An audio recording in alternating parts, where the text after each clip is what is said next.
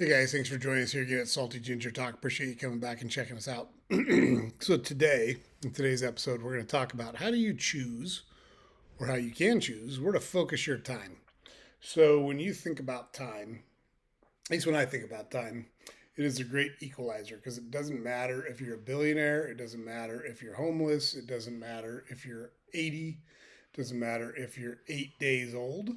Everybody gets 24 hours a day, and you get to choose how you spend those 24 hours. At some point, you don't, right? Because you're in school as a kid and your parents may make you do something or whatever. But in general, you've got pretty free reign over your time.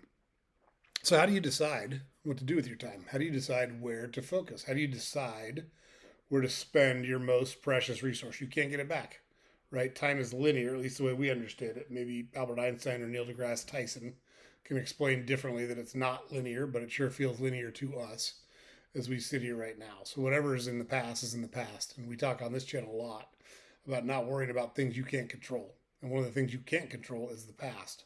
Another thing you can't control is the future. You can control what happens right now, and you might be able to impact what happens in the future, but you actually can't control the future. You can control right now. It's the only thing you control. So, um, yeah. So, how do you choose? How do you decide? So, what I tell people to do is figure out what is important to you and why. Why is it important to you? So, it could be different, and it will be different for every single person. What I place a high priority on, you might not place a high priority on. You might place a high priority on it. You may have something that's super important to you that doesn't matter at all to me. I can tell you that, my wife and I are celebrating our 31st anniversary. There are some things that are very important to her that are not very important to me, and vice versa. One of the reasons we've been successful, though, as a couple is because we respect the other person's wants and needs. And so if something is important to her, I make it more important to me because I want her to be happy. And she does the same for me. So, I think that's the first step is what is important to you and why is it important to you? I think you got to be honest with yourself. And I don't think there's right or wrong answers on this. I think you want to inspect your answers and see if you're happy with your answers. So, like, if you want whatever, you want to lose weight, you want a better body, let's just say, let's pick that one.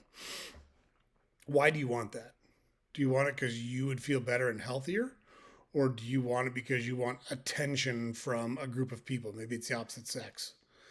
Um, I would argue that if you're, so I'm 52, and I don't really know that it matters how old you are, but I think it's easier to understand if you're 52 than if you're 22. And my apologies to all the people that are 22. Like, you just don't know what you don't know. We didn't know what we didn't know back then either.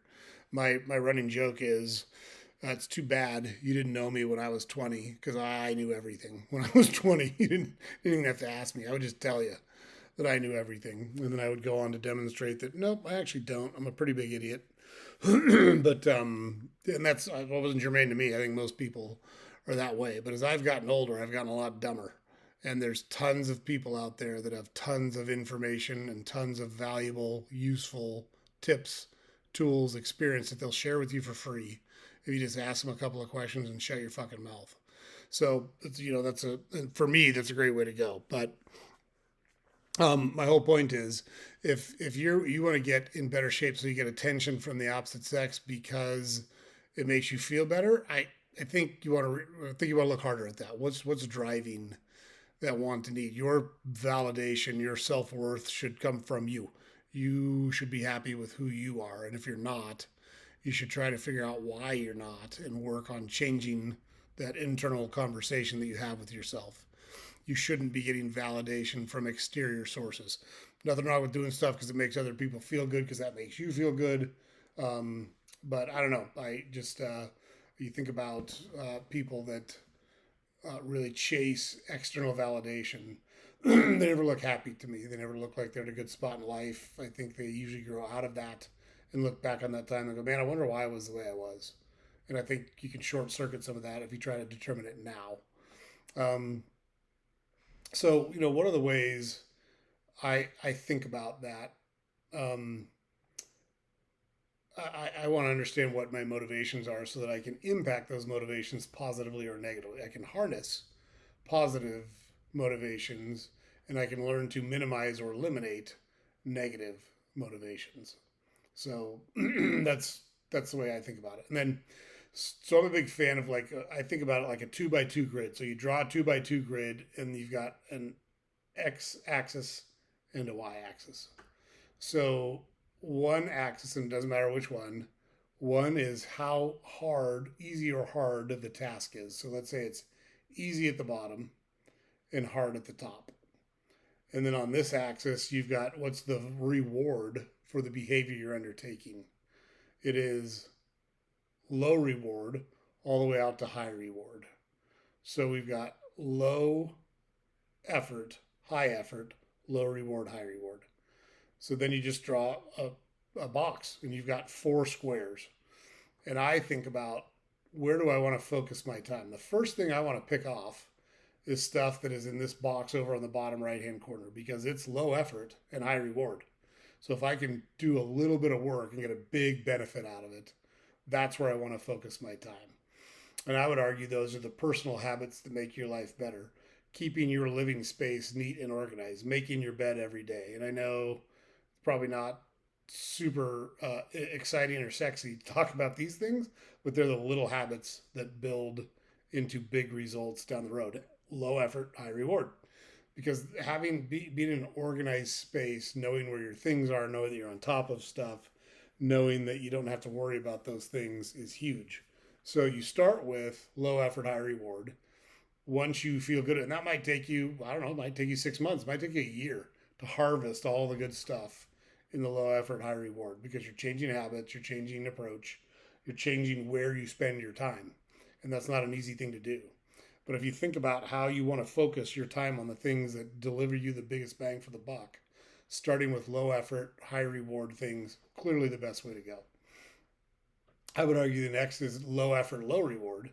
And you can debate. So for me, it's low effort, low reward. Some people say, next, I'd rather go after the high effort, high reward stuff, because it's high reward.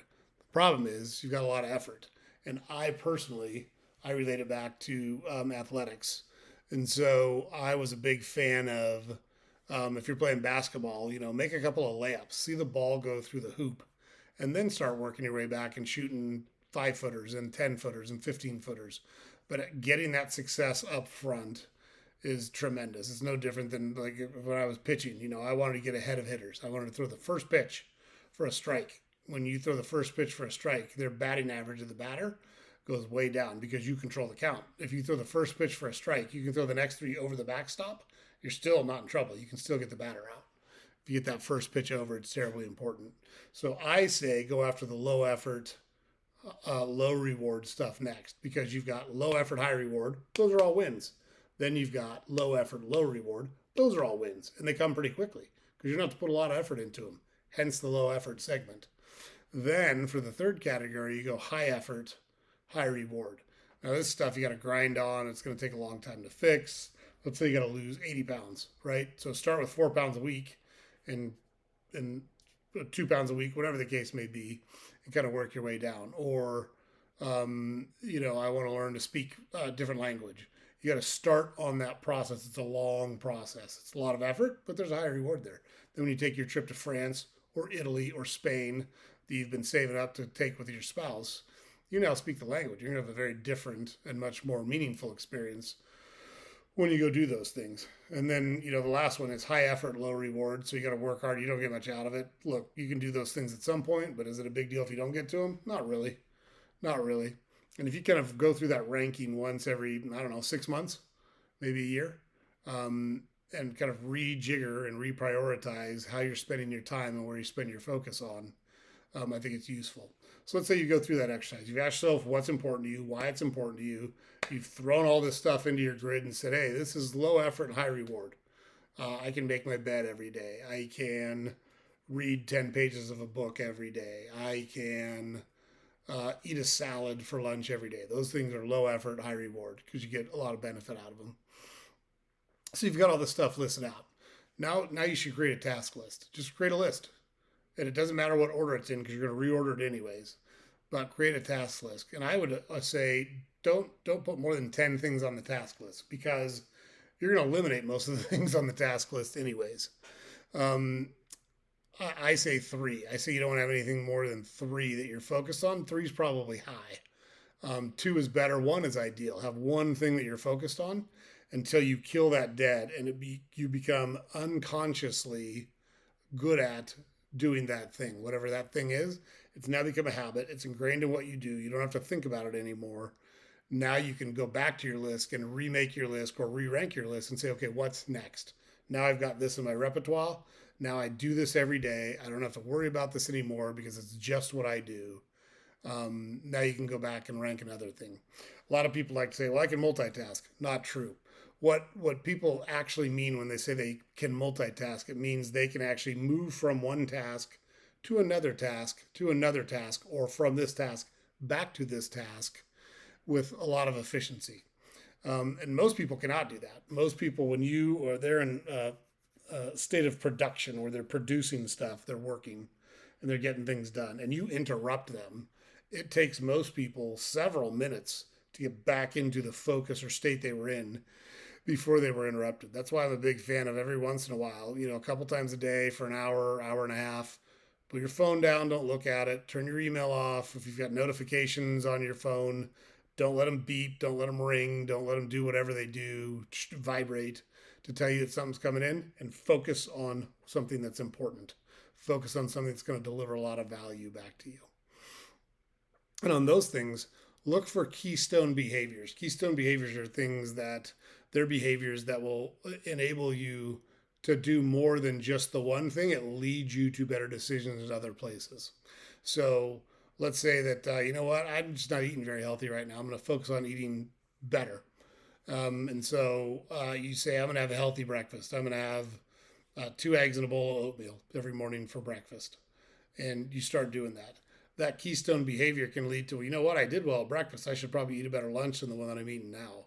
Or, hey, I like eating that breakfast, but I'd like to get out and see some nature or get some fresh air before I eat breakfast. So I'm going to start going out for a half-hour walk every morning, or 10-minute walk every morning before I eat breakfast. You just start with 10 minutes and work your way up.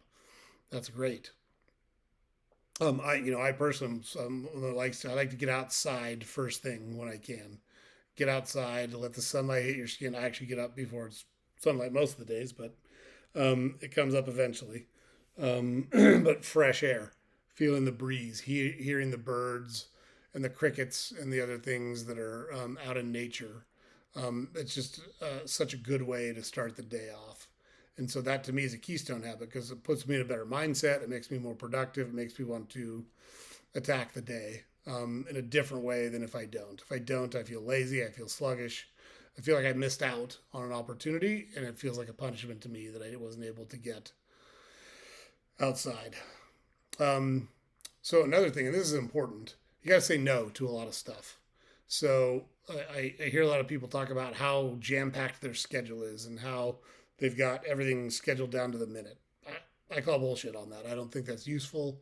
I don't think it's productive. I think it creates a lot of stress and pressure. I think it's performative. I think most people do that to try to brag about it to other people. I don't know super successful people that plan their day like that. I just don't. Super successful people that I've been around say no to a lot of stuff. No, it's not worth it. No, I'm not doing that. No, I'm not going to be in that meeting. No, I'm not going to take that trip. No, I won't be on that call. Think about the successful people you know. I think you'll notice that behavior in a lot of them. I certainly have. And so you got to learn to say no to other things. And then, like we talked about, block out some time every day. Um, and I try to do a couple hours, once 2 in the morning, 2 in the afternoon. That doesn't mean I'm not working during the other ones, but there's times where I say, hey, it's time to kick it into production mode. It's time for me to crank out a lot of work. And I'm fortunate that in those, when you get into the zone and you're really producing, I can get a ton of work done, more than most people can get done in that specific time period. So I wouldn't get nearly as much done if I didn't block those times out and really attack the things I'm working on or the things I'm focused on during that time. The other thing to think about is to batch or daisy chain tasks that make sense.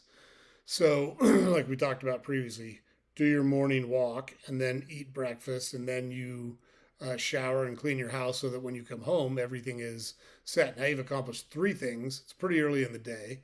You've got some wins under your belt. You feel good about where you're headed. You've got some positive momentum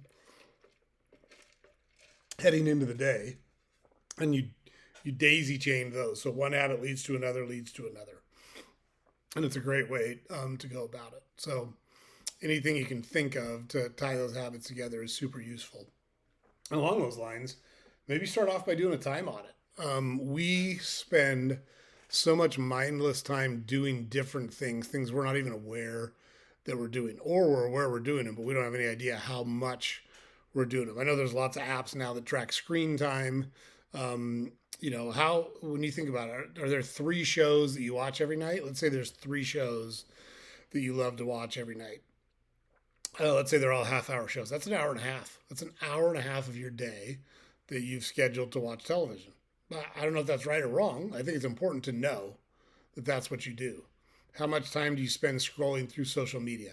How much time do you spend on Instagram or on Facebook or on TikTok, whatever the platform is?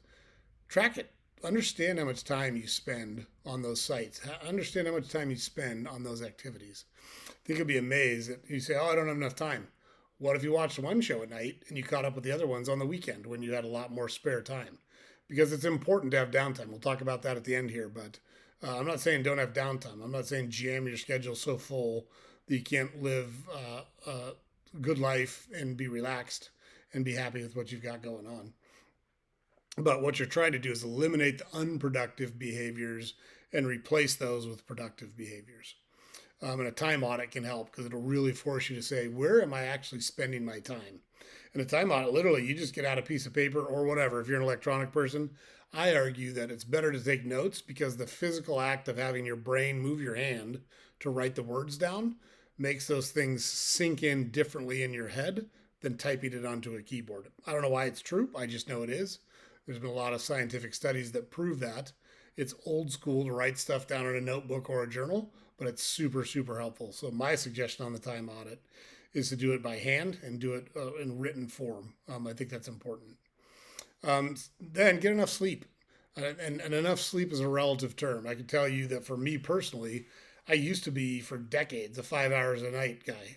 If I got 5 hours of good sleep, I was good. I didn't need more. I functioned at a high level. 5 hours is enough. I had some heart issues last year, and ever since then, I've needed a lot more sleep. And I'm sure that's because my heart's not working as efficiently. There's not as much oxygen running through my system, so it's taken me. It takes more out of me to do the things that I used to do. Plus, look, I'm 52 years old. It just is what it is. You're not going to maintain the same level of productivity and fitness, both mental and physical, that you do for the rest of your life. But you can fight and you can focus on maintaining what you can, and you can set your life up to give yourself the best chance of success possible. And so that's terribly important. Get enough sleep, whatever it is for you. My wife needs 8-9 hours minimum. That's just how she is. I'm at probably 7 now. If I get 7 hours of sleep, it's perfect. And if I sleep more than 7, it makes me kind of punchy and groggy, like I got too much sleep and I can't shake the cobwebs off. So 7's about my perfect number now, which is up from 5. But that's okay. That's okay. You got to be honest with yourself about where you're at, what you need to do. And then the last one, like we talked about previously, make sure you have downtime. Whatever downtime is to you, it doesn't matter, but you gotta have it in your schedule. It can't just be go, go, go, produce, produce, produce. Nobody wants to live that way. Whatever your downtime is, take a walk with your spouse, with your kid, with your dog. Watch TV shows that you like, watch movies that you like, watch documentaries, read books that you like, pick up a hobby, go sailing, learn to knit, learn to crochet, garden, kiteboard. It doesn't matter what it is, but you have to have some stuff that you do purely for recreation, and you should decide how much of your life that takes up. And I don't think there's right or wrong answers. If you're willing to, or if you prioritize that downtime and leisure over maximizing your earning potential, good for you. It should just be a conscious choice. My whole point is it should be a conscious choice when you decide how to take that approach. So the downtime is terribly important. So, just to recap here, how do you decide where to spend your time? What do you do how do you choose that? Identify your priorities. Use that 2x2 grid. I'm telling you, it's a good way to go because it really visually makes you look and go, hey, if I do these things, these are low effort, high reward. Those are the things I want to focus on. And it really kind of clarifies things, at least it does for me. Create a task list, say no to stuff, block out focus time, batch or daisy chain tasks together when you can. Do a time audit to understand how you're spending your time right now and make sure you're happy with how you're spending your time, or be prepared to change it if you're not. Get enough sleep, and then make sure you have downtime slash leisure time. Terribly important. Life is not all about work. Um, so yeah, that's our episode for today, guys. Hope you found it useful. Hope you're able to take some of this stuff and put it into practice in your day to day life. As someone that's got a lot of things, multiple priorities kind of flying at me, I have to kind of rejigger my schedule on a regular basis and rejigger my priority list on a regular basis based on what's most important at that particular time. So those are some techniques I've developed over the years to help me stay on task, help me achieve, help me be successful. And I hope you guys are able to use some of those in your day to day life as well. So don't forget to check out our website, saltygingertalk.com. We've got links to all of our social media on there. We've got all of our podcast episodes on there. You can subscribe to our newsletter on there. And we'd love to see you more than just on the podcast. So thanks again for joining us. Guys, have a great week, and we'll talk to you next time.